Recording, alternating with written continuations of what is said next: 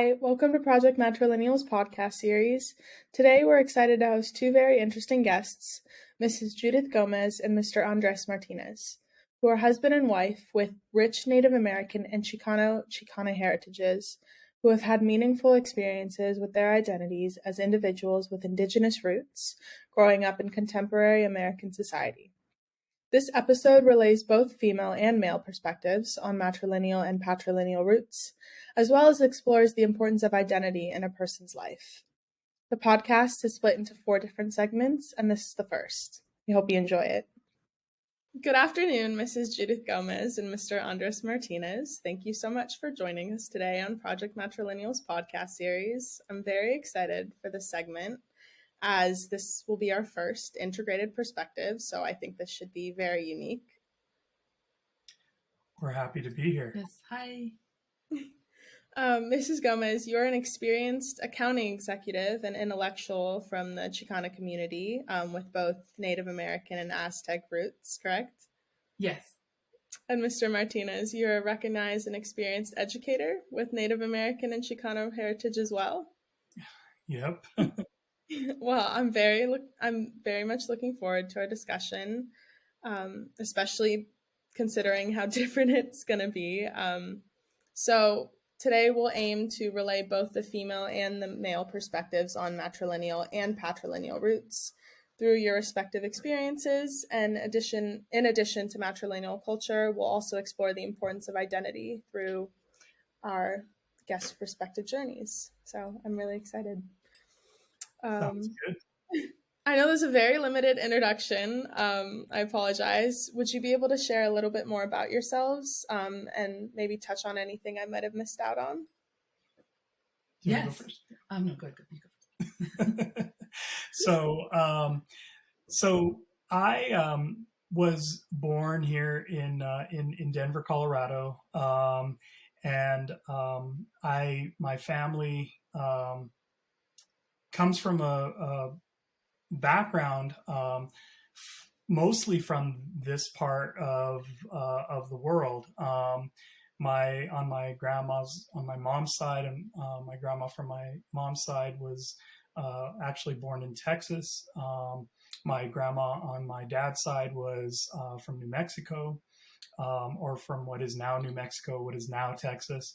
But I always explain that as far as I'm concerned, as far as I know, my roots are from here. We're not guests, or and nothing against immigrants by any stretch or any way, but I don't really consider myself or even my heritage to be immigrant per se. So my grandma always told us that we have Choctaw in addition to our Mexican heritage, which is sort of like which I later, of course, came to understand as being of Mexica and Aztec heritage.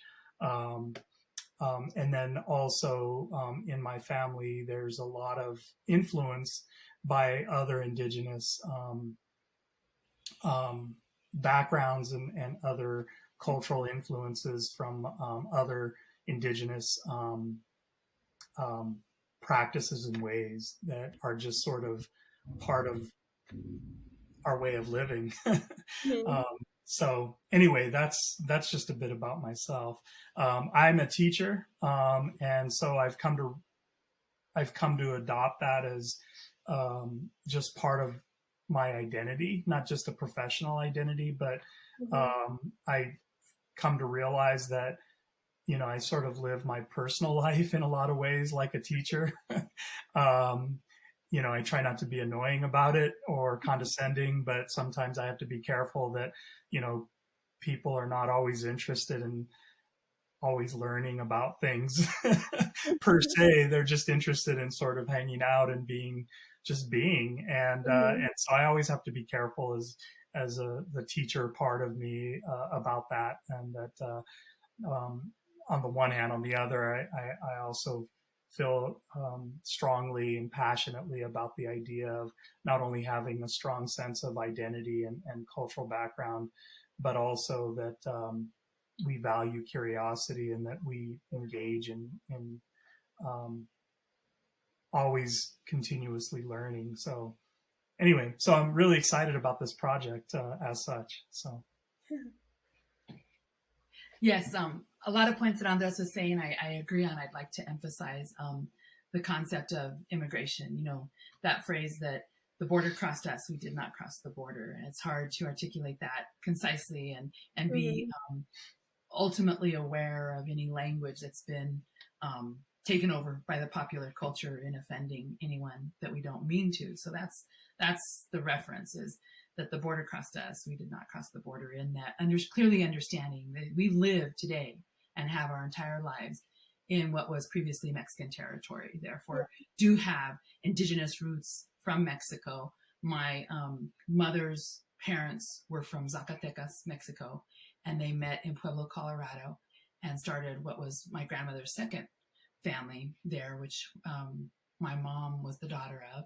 And so coming from the South, further north, a lot of traditions and indications of identity come from that. A very religious background, very religious practicing background for me. On my father's side, his parents were both born in the state of Colorado, farming migrant workers. So needed the big families to support the entire family, to support the existence of food and stability, but very much an identity from right here in Colorado, absent of understanding, you know, immigrant issues because of that border crossing concept. So was raised that. My grandfather on my father's side identified with the Ute tribe, and then my grandmother with her Mexican heritage, both Spanish speaking. All four of my grandparents were Spanish speaking. My mother's first language was Spanish. My father, his first language was English, though, from the difference in years of assimilation. So I was raised with, you know, farming background right here in Colorado, again, with the religious influence, indigenous references, Mexican traditions that came along with that. As a female, really strong role model examples. My grandmother had divorced from her first marriage at a time when that was not conceptually feasible, but for her own safety needed to do so. So independence from that moment on, through my lineage of my mom's side of the family, was strongly emphasized, extremely emphasized. And so that's how I was raised. On my father's side, not so much of an understanding or a promotion of that, an endearment for family and children like no other, but not really being able to conceptualize the need for women specifically in today's modern culture to be independent. So a little bit of a pushback or an understanding to grow up in that reference. And then my mother also separated from my father when I was the magical age of 12, because I believe that by the time you're 12, you know everything. You know how you're going to treat people. And you've had your experiences about everything, is what I mean. But you don't know how you're going to use those tools in life. You start becoming the person you are and how you're going to reference people based on your experiences. And so that's when my parents separated. So again, had the very live role model of an independent female that influenced my identity strongly. And being able to maintain the cultural reference and the traditions. On my mom's side of the family, she maintained her spiritual, religious references to get through those time periods and to live her life.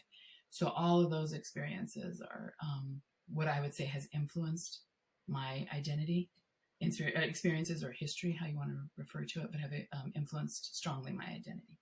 Oh, and then work, because we all have to work, right? We don't know anybody who's wealthy enough, near and dear to our hearts, that doesn't have to work. Work, I had a very early experience, which I'm extremely grateful to. It's probably, I don't win the lotto, because one of these is a factor of that, is that when I was in college, I participated in a program for Latinos that influenced me greatly and gave me an opportunity to take a look at what career I was getting interested in, which was accounting, and go out into the workforce.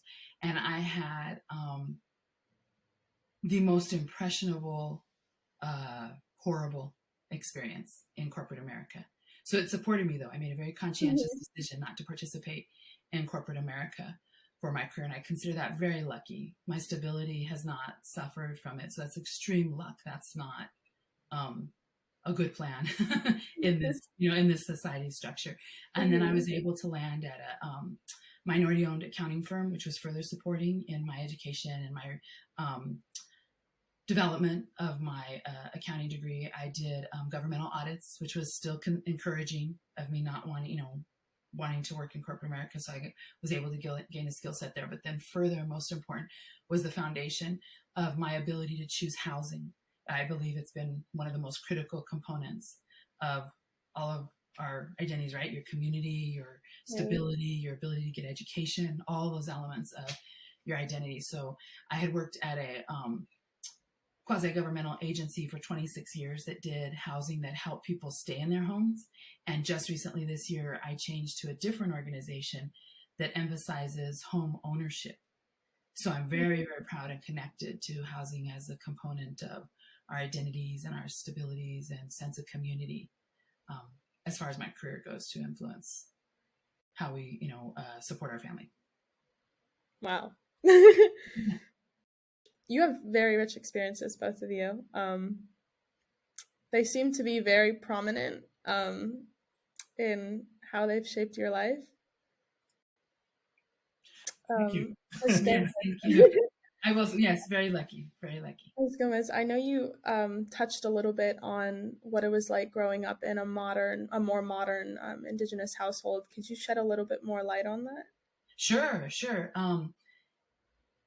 And actually, I say that with a reverence that I want to hold on to that. I've come to realize as my childhood is disappearing from me, meaning that my aunts and uncles have passed on and my grandparents have passed on, is that the realization that I can't replicate those experiences for my own daughters. So trying to maintain the reverence for our culture and our actual experiences, our actual memories, to support that.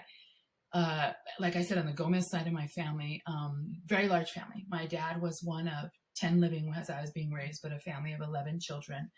So I have those stories of cousins being raised with aunties and uncles at the same age, and just that integration of understanding children are precious. And again, we all have to work to try to support each other through that. Was my upbringing from my father's side. He had the youth influence from his father. So we had very traditional means. Camping was just not a outdoor activity to be experienced for time off from work enjoyment. Right. It was a reverence for la tierra, the earth, Tenoncin, the earth, and making sure we understood that. When we go camping, everybody was taught. We cut our own wood. We're not there to make an imprint. We're there to savor. We're there to appreciate. We're there. It's a space where we can openly be together. Because sometimes, in even our own communities, that was tough.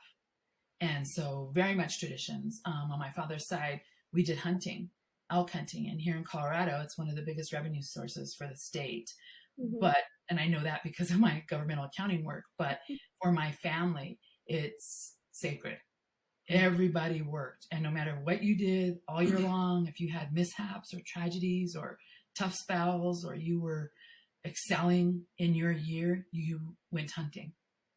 Everybody valued that. Everybody valued the time together. Not everybody hunted. It was a traditional cultural experience, but not everybody. Andres and I would say that we carried candy bars because we just wanted to be or we were there to test the food or whatever, or go get wood and stuff. But it's incredible, the reverence for those experiences. So grew up with that. My father's side of the family also was very religiously, culturally influenced. There's a whole community of Catholicism participants called penitentes, which is a very old tradition. It stems from when the Spaniards had arrived and were colonizing Mexico, and the influence that the religion had on it. And it represents to me the tradition of holding on to indigenous ways. So for example, my family specifically is connected with a church property that contains an actual church and a cemetery. So many of my aunts and uncles and my father are rested there. My grandparents are rested there, but we had traditions that we would do there. We had reverence for Spanish saints. San Isidro, the time for farming, we would celebrate. Easter was very sacred. Good Friday, we had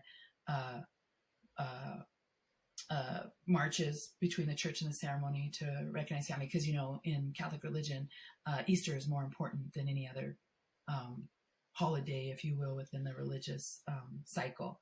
And so we oftentimes would go to this church, and it's off the grid, so no electricity, no running water. And the saints that we had available in the church were hundreds of years old.